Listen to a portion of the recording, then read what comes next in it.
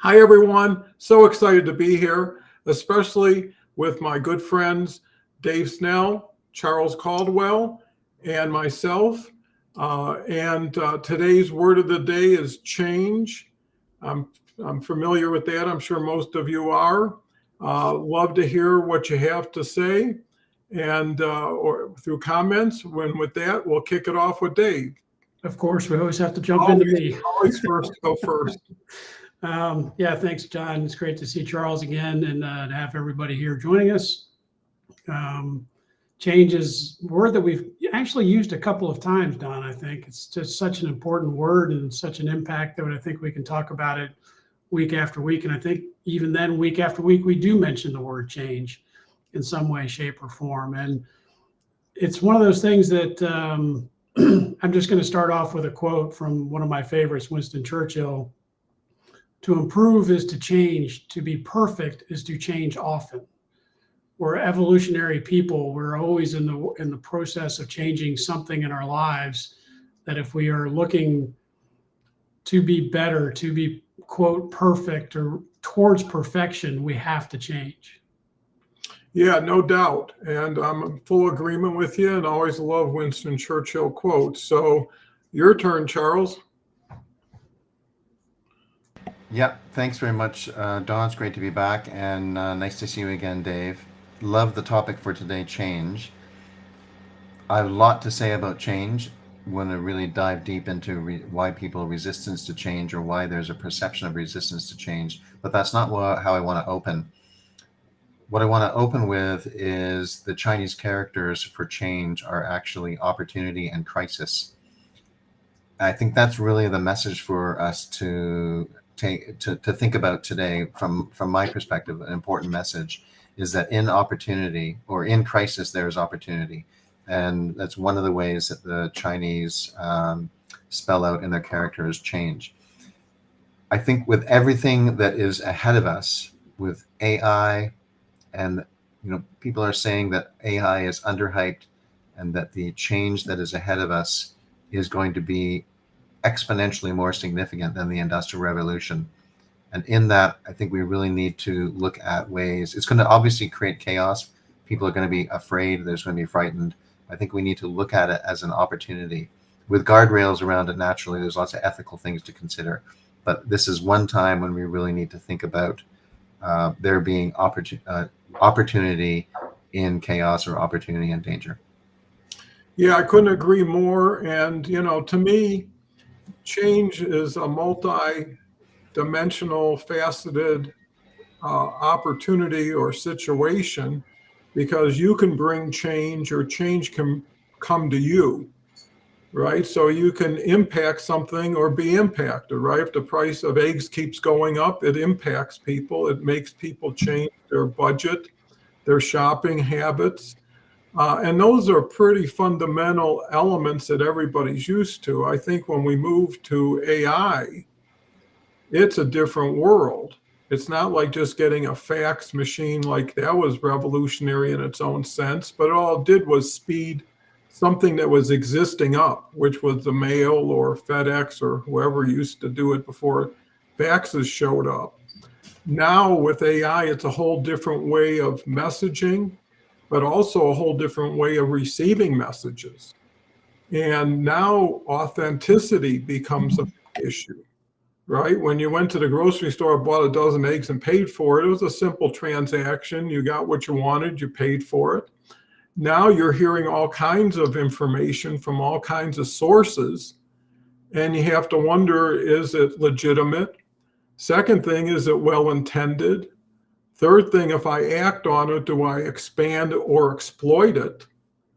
And you get in a position where you have so much now to help you, but also so much more to confuse you. So every little step, and there's many of them, starts to take a little bit more thought, and then there's progression to it. So anyways, this is fascinating. Dave? Yeah, Charles, I really appreciate you bringing in the Chinese logic there of an opportunity, there is crisis. I think that tying that into the AI picture is very prescient to our political, socioeconomic world today. I can't imagine where we're going to be in 5 years, really in 5 months with AI compared to 5 years. You know, the way it's progressing, I guess I should say. AI is the revolution in economic affairs that we did not quite anticipate hitting us quite as fast as we did. And it reminds me that as we go through turbulent times, we have to adjust our thinking, change our thinking, if you will, and start to appreciate what's in front of us and coming at us instead of looking at it of, well, that'll be here in 5-10 years. AI 5 years ago, we thought was a 10-year problem, and it became very quickly, very in your face very quickly. So we have to adapt very quickly, changing our perspectives through turbulence to make sure that we realize that tomorrow is not going to be adhered to by yesterday's logic, if you will. So true. Charles? Yeah, recalls what we've talked about before, that today's problems are often the solutions of yesterday, or the solutions of today are the problems of tomorrow. And I agree with that absolutely, Dave. I think that change. They often joke that there's two certainties in life: death and taxes. Unless you live in Dubai or the parts of the Middle East and other parts of the world where there's no taxes, then it's just death that's certain. But change is also certain as well. So maybe we should start saying, well, there's three certainties in life: death, taxes, and change. But change for sure. We know that there's going to be change. It's inevitable. It's going to happen. And hopefully today we can dive into what are some of the reasons why people resist change. Yeah, and I think you have to factor attitude in. And, from a standpoint, are you excited about change? Are you looking forward to tomorrow? Or are you referring back to the past and the good old days when everything was pretty predictable, even though at the time it didn't seem very predictable? Everything is relative to the conditions around it. What was fast before is slow today, and what was new and interesting is changing all the time. How we get our news, how we relate to people. We're getting more and more tucked into a vacuum in a sense, because a lot of times, we don't want change, or we don't want change to come as quickly. And we want change to stop for a little bit. And it just seems to be accelerating more and more. We've got some great people in the audience. We got Leslie, my good friend Flowers. Morning, guys. Always great to see Leslie. If there's somebody on LinkedIn that really makes change happen and helps other people make change, it's definitely Leslie. So couldn't be more pleased. Looking forward to judging the singing show sometime in June. And I know Leslie's going to be a contestant from what I hear. Clement's here. Great to see you, Clement. Been a little bit, but always excited to see some new faces or old faces that come back. Charles comes back with the Chinese word for crisis, combines we, G. You can say it better than I can since you've had so much practice, Charles. Judging the singing show sometime in June, and I know we got an echo. So combines meaning, danger, and meaning, opportunity, or critical moment, symbolizing that challenges hold both risk and potential. This idea is often referenced to highlight resilience and strategic thinking in Chinese philosophy. That equals danger plus opportunity. Well put, and it's a lot more interesting when you put it out there like that, Charles. Dave? Yeah, I think I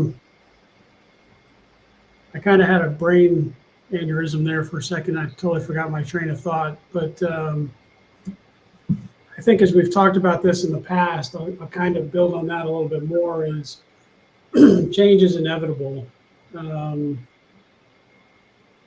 I really did just have a brain aneurysm. I don't know where I was. Welcome to the club. Welcome to the club. Oh, I know what I was going to say was building on the Chinese theme. We don't have Jason here, so I looked up a lot of quotes, and one of them is Lao Tzu. If you do not change direction, you may end up where you are heading.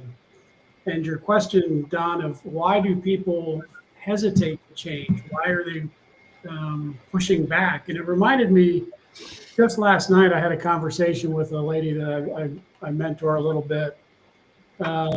She's been a mentor to me and I've been a mentor to her. So it's a mutual relationship, but she's in a particular situation right now where she's new to a business, new to a company. She was hired in to make change because the senior leadership, the C-suite and the board had seen something not working right to their liking.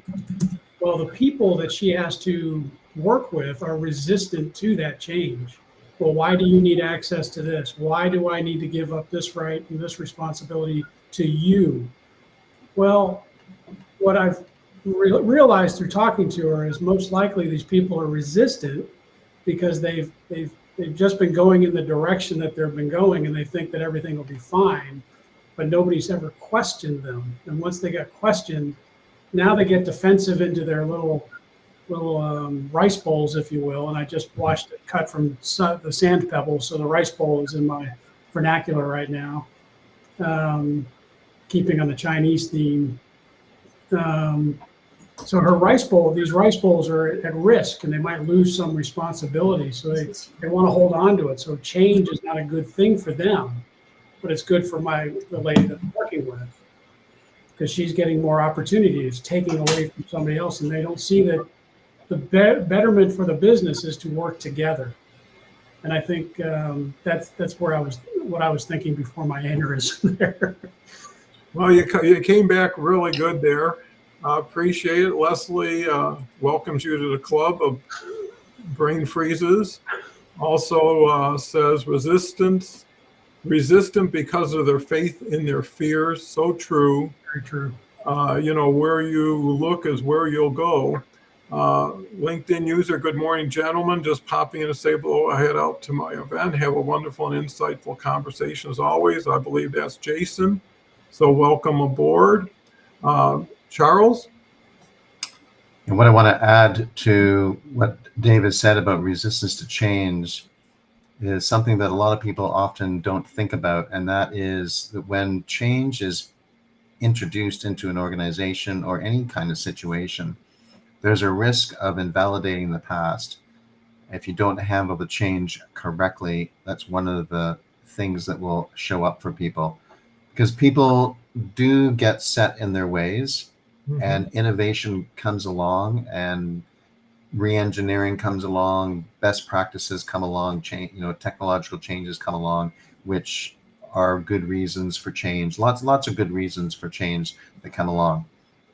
But people don't necessarily see that. They don't necessarily see the positives in the change. And if the positives in the change and the narrative and the story to explain why the change is happening, if that's not articulated properly and accurately to people, or maybe not even articulated at all, as is sometimes the case. Sometimes change is implemented and people are not given any explanation. They often think to themselves, well, you've just invalidated all that I've done. People might have accomplished a lot in a journey with an organization over a couple of months or a couple of years or their entire career. And suddenly a change comes along that's not explained to them, not articulated to them. They're not brought along with the change. And the way they interpret that is that they have been invalidated, that the accomplishments that they've made, that they've contributed to an organization or to a project are not good enough, or whatever the narrative is that they would come up with it. And I think that's one thing that people don't see about change. So there's lots of reasons why people resist change, which we can jump into, and some of the things around resistance to change. But this idea around invalidating change, if it's not handled properly, I think is a really, really important point. Yeah, that's very interesting that you bring that up, Charles, because sometimes you just get ready to accept a change and a new change comes down the line. And then if you wait long enough, another change will happen. And then after a while, you say, well, why don't I just wait for the last change to show up? And it never does, especially since everything is more collaborative and collective these days. So someone could be bringing change, but then another team member brings a different change or a different interpretation of the change. And then timing has a lot to do with it. How long is this change going to be in effect? It's like fashion and style. You know, do I change what I look like to the latest fad, or do I go to the tried and true? And, you know, you're always dealing with, what do I do? Then you have to deal with, can I and do I want to do it? So you first have to understand and interpret it, and then you have to understand how you can make the change. And usually change takes transition. You know, you're already somewhere doing something. Now you have to go somewhere and do something with maybe other people in other ways. So sometimes once you learn to change, you got to learn what your role is in the change. And then how do you continue to communicate that? Dave comes back with, to improve is to change, to be perfect is to change often. I love Winston Churchill, and I always quote him. Leslie comes back with, resistance causes persistence. Choice removes that resistance. And, you know, I think Leslie has something there, is you kind of go with the flow.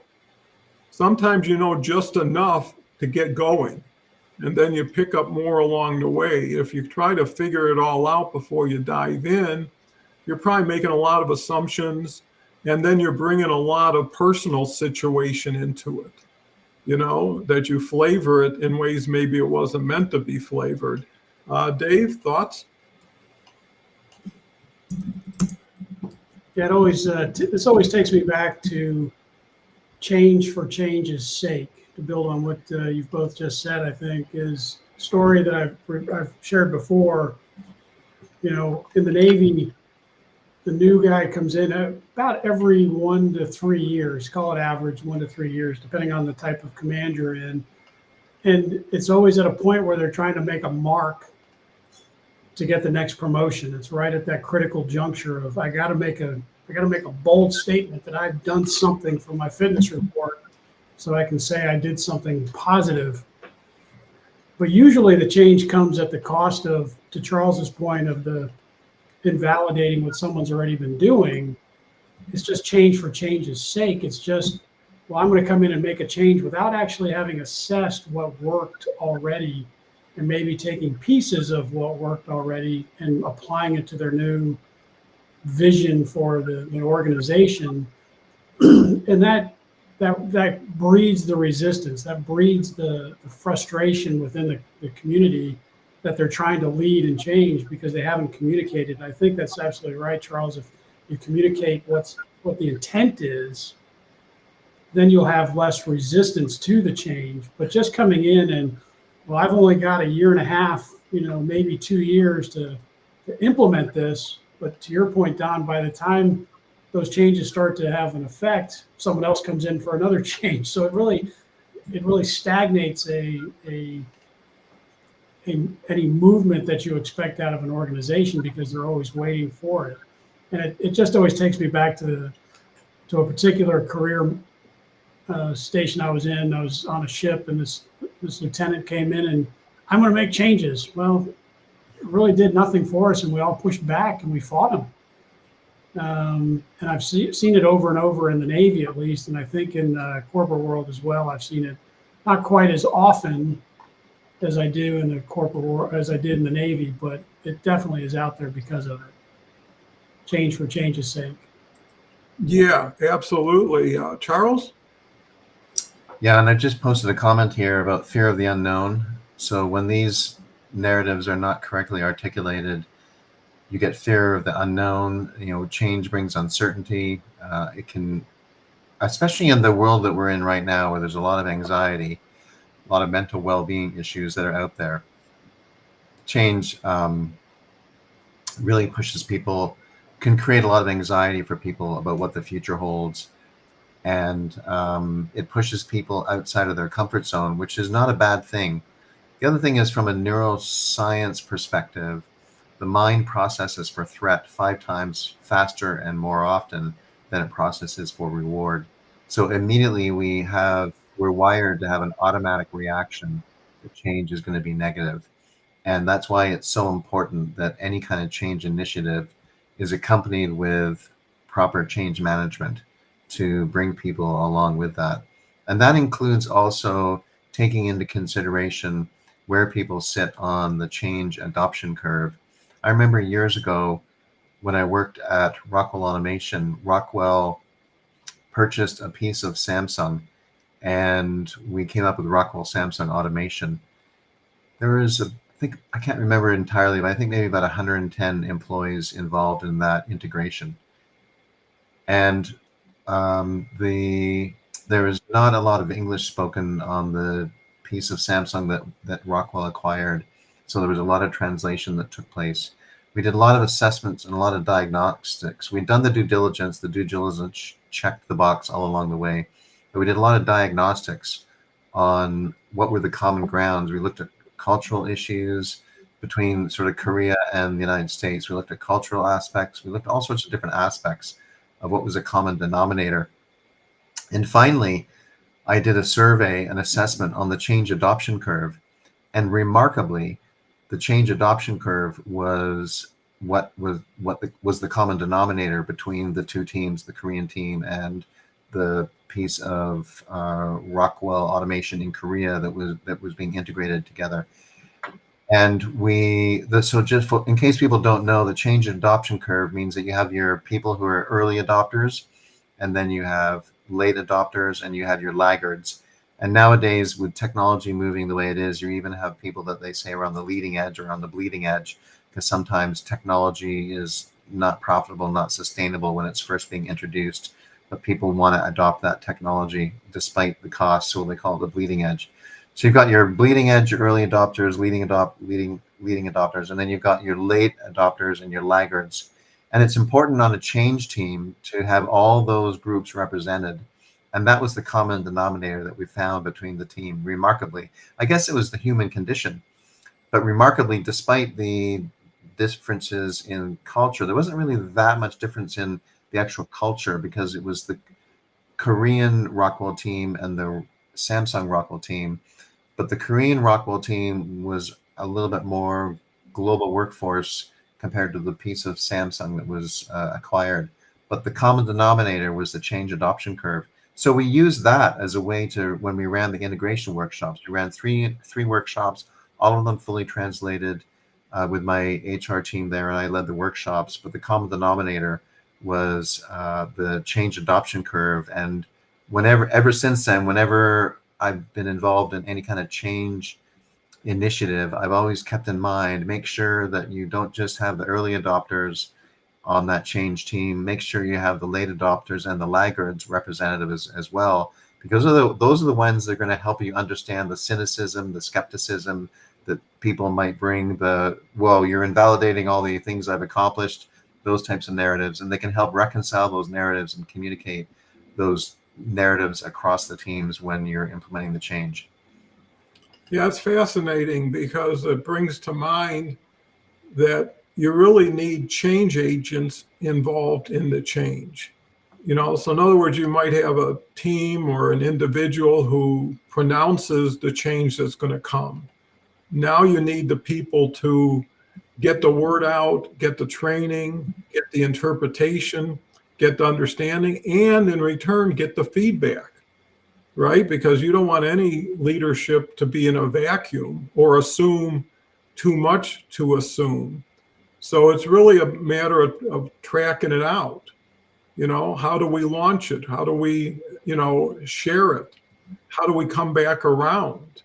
And how do we include people in what we're doing before we actually implement it or try to execute it? Because nobody likes surprises.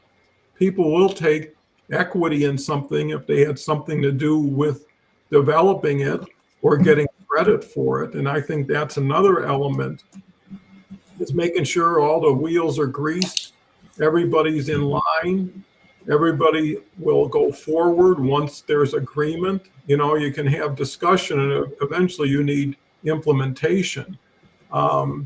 We've got a comment, comfort with the status quo, familiar routines provide a sense of security, making people hesitant to step outside their comfort zones.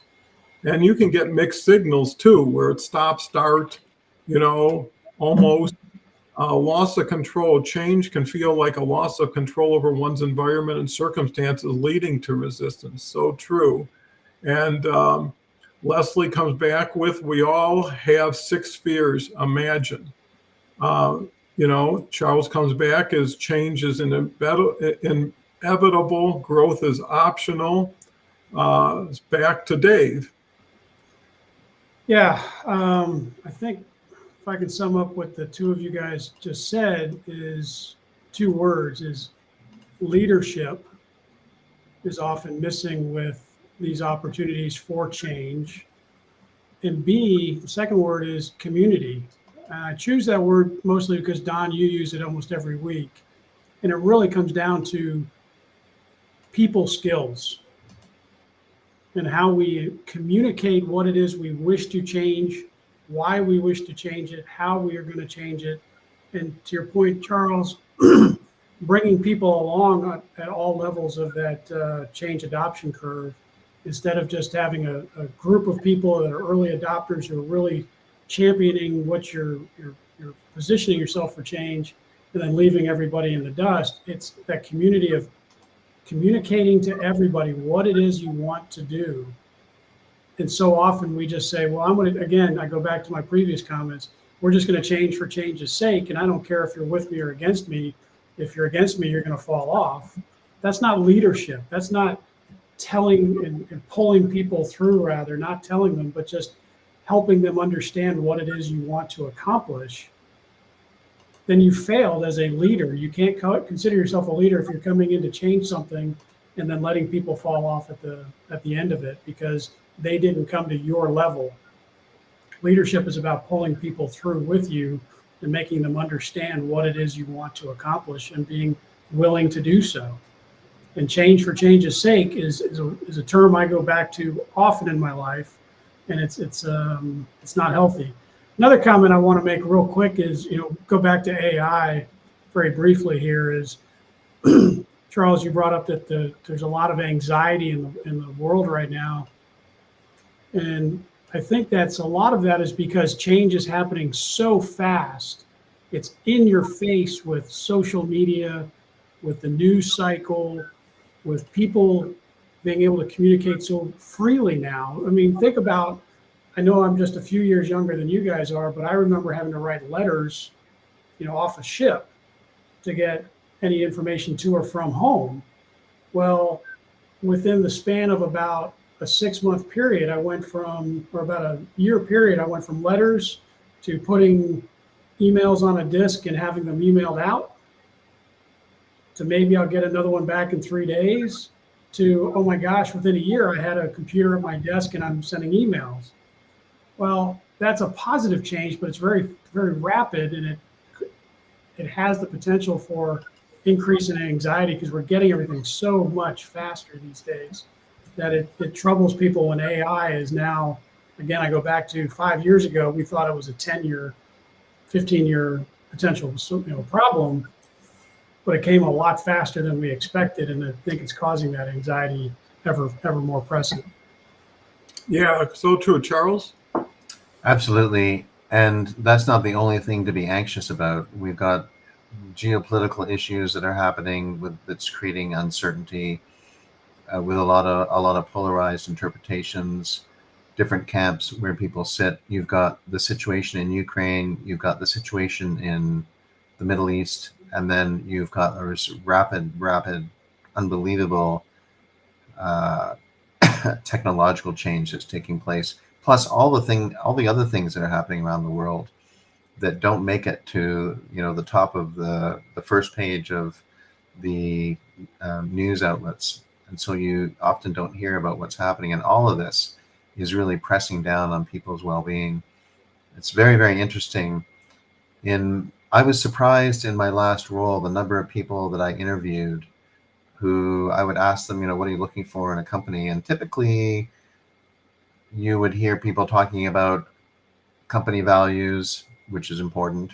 And that's still a big factor for people when they're choosing a company. But I was surprised a number of times people said to me, I'm looking for work-life balance or I'm looking for less stress. And I ran an HR survey in Q4 of 2024. And one of the things we talked about was speed and how during the pandemic, McKinsey did a study on how the corporate clock speed had increased by multiples, like up to 45 times in some cases.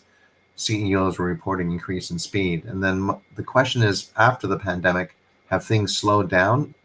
No. Most of the people that answered this survey, 54%, said that things are even faster now than they were during the pandemic when we were adopting all these collaboration tools and Zoom and things like that. But all this has changed. It's all change. And we can get worked up about it and worried about it, or we can look for the opportunity in it. One of the opportunities I see in all the change, all the things that we're talking about here in terms of technology, the opportunity is for technology to actually create time for people, leisure time. So if AI can help you be more efficient, use that extra time, not to do more, but actually to do less and take more time to look after your well-being and to go outside, go for a walk in nature, put your brain into nature, which is very, very therapeutic. And, mindfulness is a big thing. We've talked about that. And these are all aspects that help us to cope with the amount of change that's coming at us. Yeah, it gives you all kinds of different thoughts relative to how you deal with the future. A lot of people are just disconnecting. They just feel more comfortable not watching the news anymore, limiting their time on the screen. Yeah, me too. Yeah. Yeah, it is. It's a gift to pull yourself away from something that either is disorienting, confusing, upsetting. And, it used to be 24/7 news. You can never escape it. Now it's 24/7 commentary from all kinds of different channels. And even opening up your social media and seeing what people send you or are posting. And, it's always curious. That's what gets you. Well, that's an interesting topic. Let me look into it. Let me read it. And pretty soon you're absorbed in it, and then you leave with it.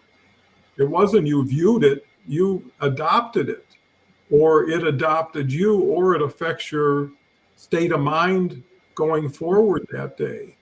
So I can see a lot of people just cutting loose, and deciding, hey, if I'm going to be on my own, I might as well be on my own and not be impacted by all these other things.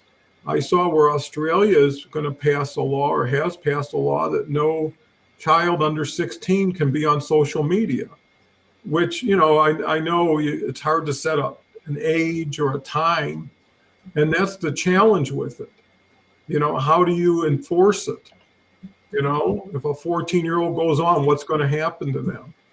And then what's the role of the parent, right? Some people might say, as long as you live in this house, I don't care if you're 40, you're not going to do that. I mean, that's a little bit of a stretch, but it's confusing. And I think what's really very important is more time has to be taken to think something out before you present it.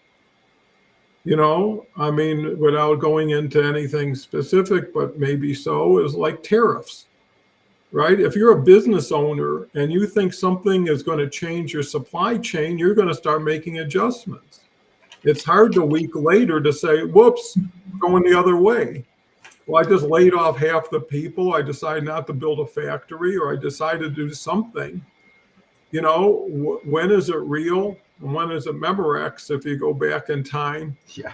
That was something, and actually was quite fascinating. Charles has a couple great comments here.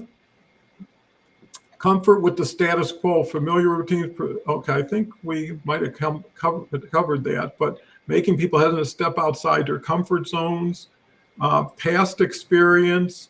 Negative experience with previous change can create skepticism and reluctance to embrace new ones. Leslie's often about.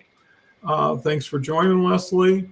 Also, lack of trust. If individuals do not trust the motives behind the change or the people implementing it, they're more likely to resist. And I think that has a lot to do with intention, right? I understand what the change is. What is the intention here? And most of it's uncomfortable because it's too fast for too many. And a lot of people get left behind. And I think that's what's going to happen with AI. The ones who get out front, adopt it, use it, are in a far superior position. And it's kind of interesting that not everybody, but most people I'm talking to are accepting that, they probably spend hour, 2, 3, 4 with chat or another AI form every day. And it trains you to say, well, why don't you check it? If you have a question, why don't you ask it? And pretty soon chat gets to know you, and every question in the future relies on information from the past. And it already says, well, because of this situation you're in and because of that situation, here's what I recommend. It makes you not only deal with new information, but then have to get advice from the partner you're with, the AI app that you use. And that's a little confusing. And then I can see where jealousy is going to come in, right? I just told you what it is, and you just went to chat. And you're spending more time talking to chat than you are talking to me, and you get into those conflicts and you don't, you're stuck in so many ways. Insufficient about the reasons for change, absolutely. Fear of failure can deter individuals from accepting change. A wise man adapts himself to circumstances as water shapes itself to the vessel that contains it. Chinese proverb. Leslie said, Dave Snell, did you know I dated him? Winston Churchill. I don't. I was going to ask, is it Winston Churchill, or the only other quote I put up there was Socrates? I was wondering which. I want to know now, but Leslie's gone. Yeah. I don't know what we're going to do. Dave comes back with change is hard at first, messy in the middle, and gorgeous at the end. I love that. Dave, your turn. Yeah. A couple of thoughts I had here was we've talked about change as an external force. And then you mentioned, Don, that people, Charles and I, at least, and I assume you as well, have made our own choice to change our patterns and our habits of not watching the news, not being brought down, or changing our habits of using AI and embracing it. These are changes that we all make changes throughout our day that affect our minute-to-minute life or our long-term life. Change is not just an external force upon us. We have to accept that we have the ability to change our own mental perspective, our physical actions, our perspectives on what it is that's affecting us in our lives. We have to make a change to say, I'm going to adopt AI, or I'm going to resist this when I used to adapt to it, or adopt it rather. We're changing all the time in our own minds and our own bodies. It's not just an external force that's pushed upon us. Yeah. Charles?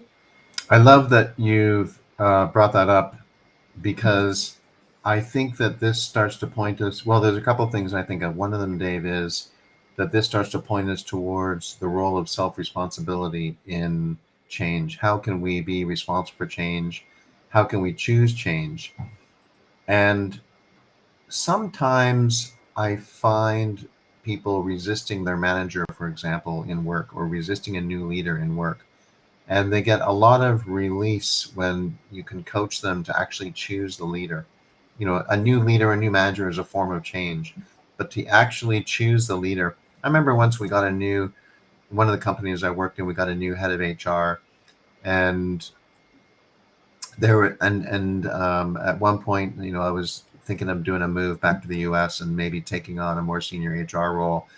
And when the new HR person started, I reconciled that conversation with him, and I said, I want you to know I choose you as the head of HR for the company. I have no qualms about that. I choose you. I empower you.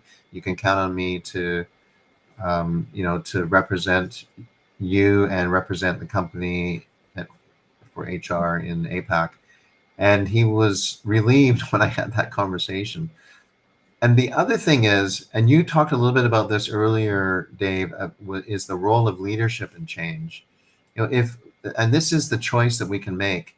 We can choose to model positive behavior around change, or we can choose to model behavior that has us being a victim or negative about change. And the more powerful choice, I think, would be to be embracing change. And probably now is no better time to be figuring out how can I find my place of self-responsibility by choosing change. And that also means regulating, like you say, regulating media. I think that's a great idea. I do that as well.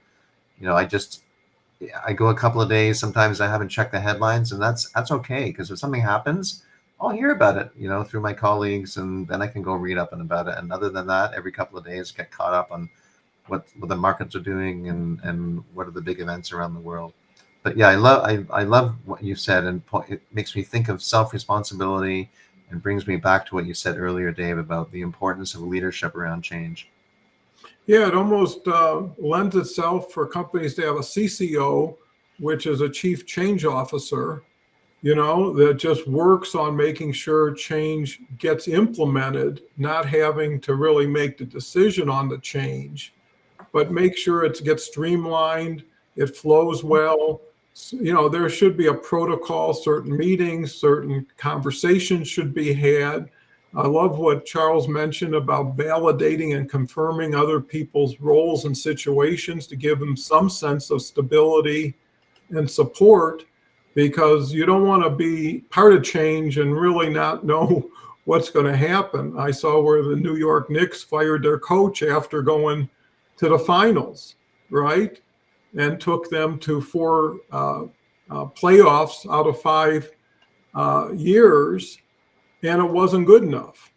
And it could have been because someone interpreted something, someone didn't like something. So, you deal with major issues, and then you deal with superficial cosmetic issues too. Someone's doing a great job, but they're not being appreciated or interpreted properly. And sometimes style wins out over substance. So hey, they're a great guy or gal and they're doing wonderful, but meanwhile there's nothing really coming out but mediocrity. But it's easy listening, it's easy to deal with. And the people who just start throwing stuff across the room, including people for change's sake, get a reputation. So the key is where is the soft spot or the good spot that you go from, and the next day it's going to change, because everybody's mind is different in their own way based on what's being influencing them. When everybody saw the same newspaper, saw the same 6 o'clock news, everybody was kind of on the same wavelength. But now it cuts across culture and business and personal, and you name it. Sometimes you get dragged along, and sometimes you're the one out in front, and sometimes you don't always know what your position is based on the situation. Charles comes back with Leslie was here for a little while. What we think plus how we feel plus actions we take equals attitude. And I think knowing that change is inevitable shouldn't affect people as much. When change happened, very rarely it became very dramatic. But if you don't like what you're hearing today, wait another day, it'll start to change again. And the idea is don't put a stake in the ground when things are fluid and flexible. And you never know, somebody might be right and you might be wrong. I know that happens occasionally. Charles comes back with owning your choices around change fuels action, learning and resilience, turning you from a passive observer into an active driver of change. That's very, very true. Dave? Charles, I appreciate the comments there, and the self-responsibility about change is very important, I think. And again, as you pointed out, Don, leadership. I spent 20 plus years, 25 years focusing on learning what leadership was about and change. was a piece of it. But to your point, you have to have some action. You have to have some level of, I forgot the right word I'm having here, thinking of is, you have to have something to back it up, some reputation that backs it up. You're not just doing change for change's sake. But if you're going to make changes, have some leadership experience behind it, some successes behind the changes that you're going to make, not just, well, this worked for me last time, so I'm going to make it work this time. Every time and everywhere I go, I'm going to make that change because it worked for me. That doesn't jive. And the reason I bring this up is to continue the story is the particular lieutenant. I was a JG, maybe still an ensign when he came on board. Just a quick sea story, if you will. He came on board. He was just, I'm going to make these changes because I need to make an impact. Well, he had nothing else to lean on in his professional repertoire. He was a combat systems officer, knew nothing of the combat systems. And it was proven later on, about a year into his tour, where I relieved him as a tactical action officer because the captain had no faith in him to do his job. Had he had some professional, we call it WASTA, some sort of basis on which to build upon, then maybe we would have taken it more seriously. But it became a joke almost in our junior officer circles because, well, he can't do his real job. He's trying to make changes based on what we don't know. Why would we want to follow this guy? That's not a leader. That's not someone that's going to inspire us to want to follow through his change. And it was really weird being a Lieutenant JG at that point that I relieved him and him having to come in and ask me for permission to do things as a senior lieutenant. So we have to have responsibility for what it is we're doing and having some career platform upon which, some history upon which we're building upon instead of just doing change for change's sake. Yeah, well, history and experience can sure be of service in that regard. Charles? Yeah, they're often the best teachers, right? History and experience are the best teachers. Absolutely.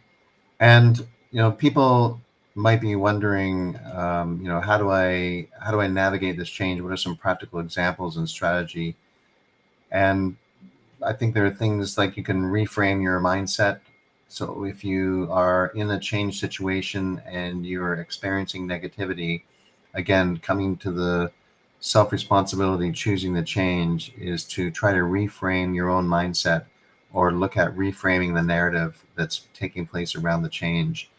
And I look at it as an opportunity to learn something new or to an opportunity to make you stronger.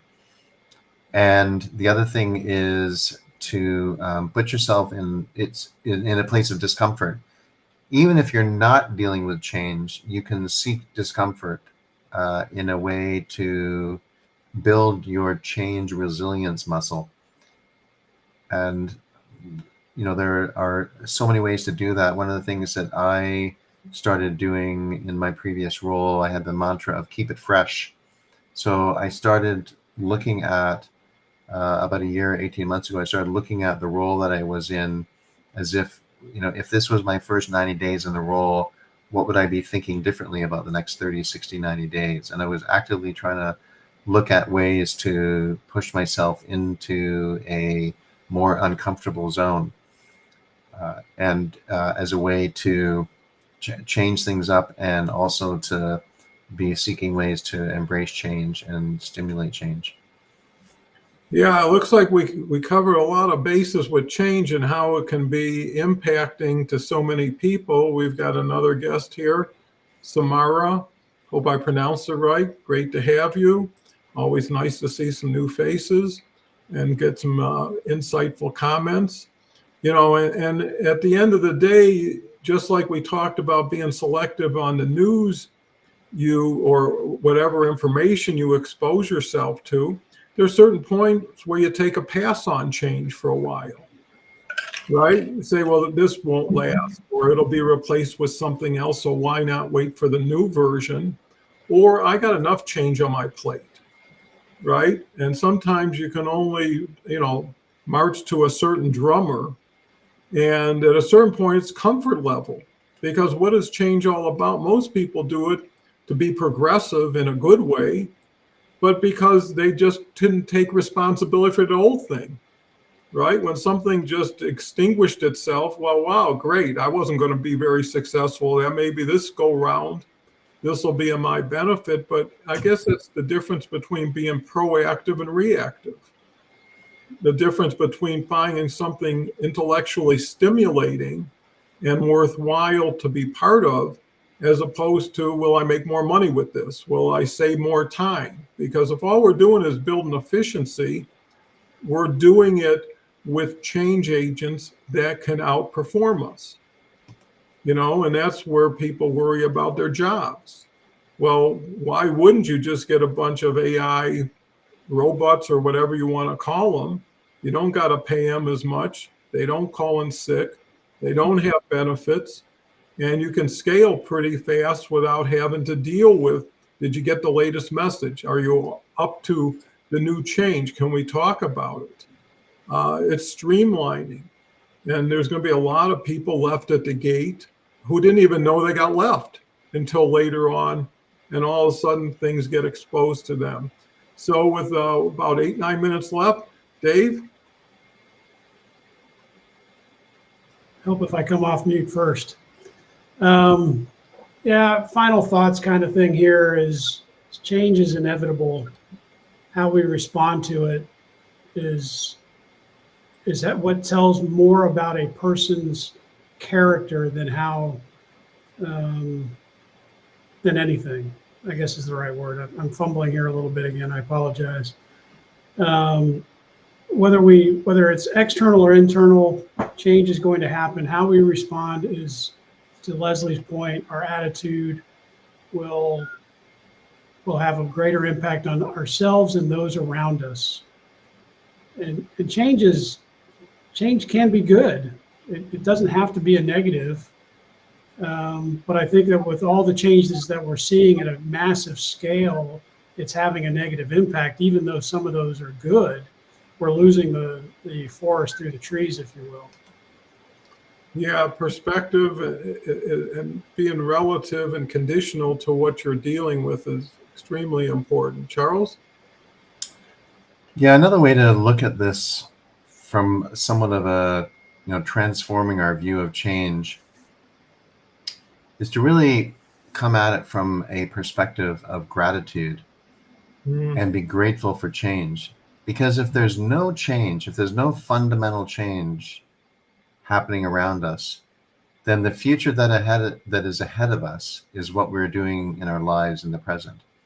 And there's nothing wrong with what we're doing in our lives in the present. But you think of the times in your life when you've found yourself in malaise or bored.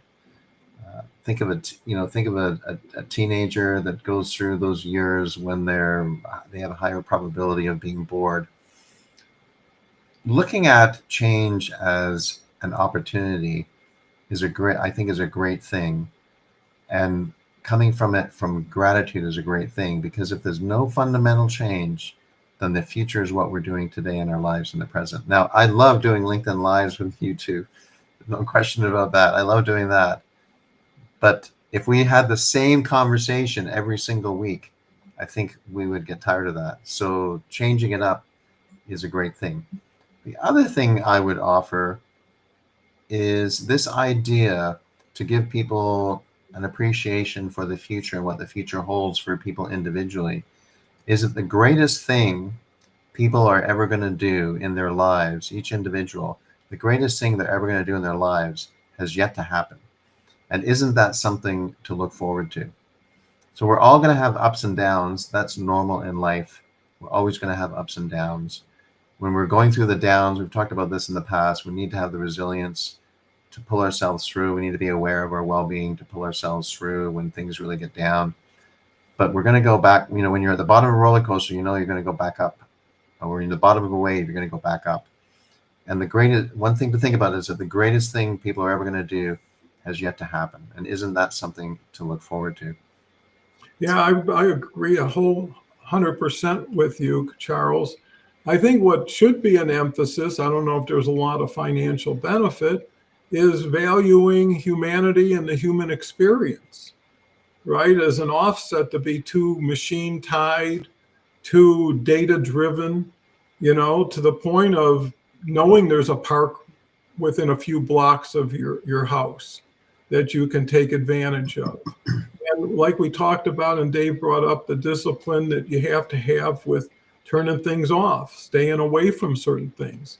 Discipline's going to be really important, because it should come down to, what do I need and what serves me best? Not what the latest fashion or fad is, what everybody's talking about, because you lose your individuality and you become part of the collective in a sense. And then how do you get it back once you give it up? So these are fundamental questions that people need to ask themselves, because at the very end, happiness should be the guide that you use to say, is this change benefiting me? In the older days, a career change meant probably a relocation, right? Which meant I got to go from Cleveland to Phoenix, and I'm going to get a promotion and blah, blah, blah, blah, blah.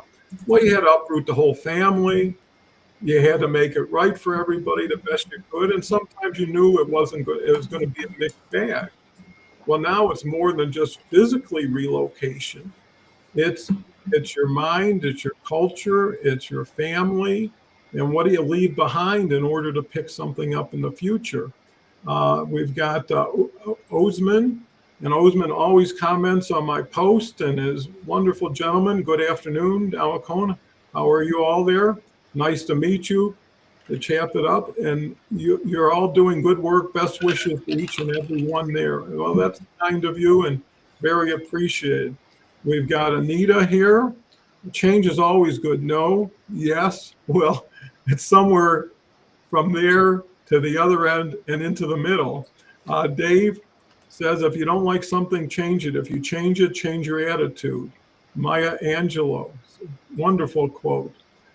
Anita comes back from that sentence of really shifting. The greatest thing we are ever going to do is yet to happen. Well, that'll give you something to be optimistic about. And also know when change doesn't go your way, there'll be another change. It's like missing a bus. There's another one coming up the road. Give yourself some patience, give yourself some tolerance, and learn from the changes. They're not always going to be positive, but they might move you in a direction you need to move in, and you wouldn't have without something that stimulated you.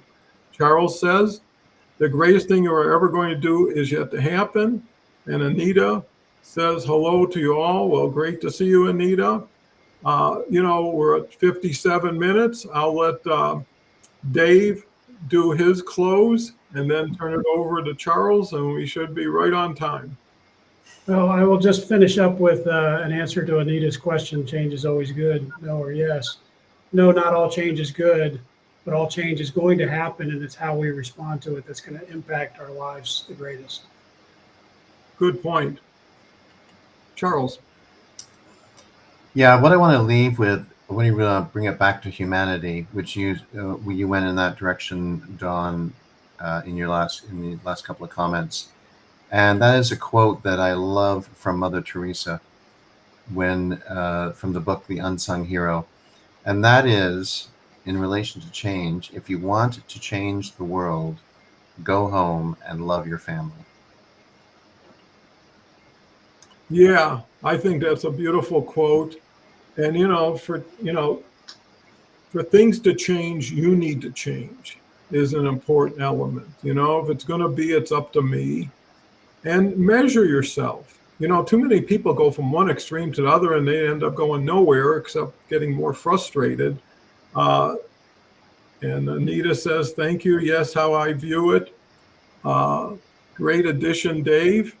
Well, Dave's getting all kinds of changing inspiration. I still want to know who it was that Leslie dated.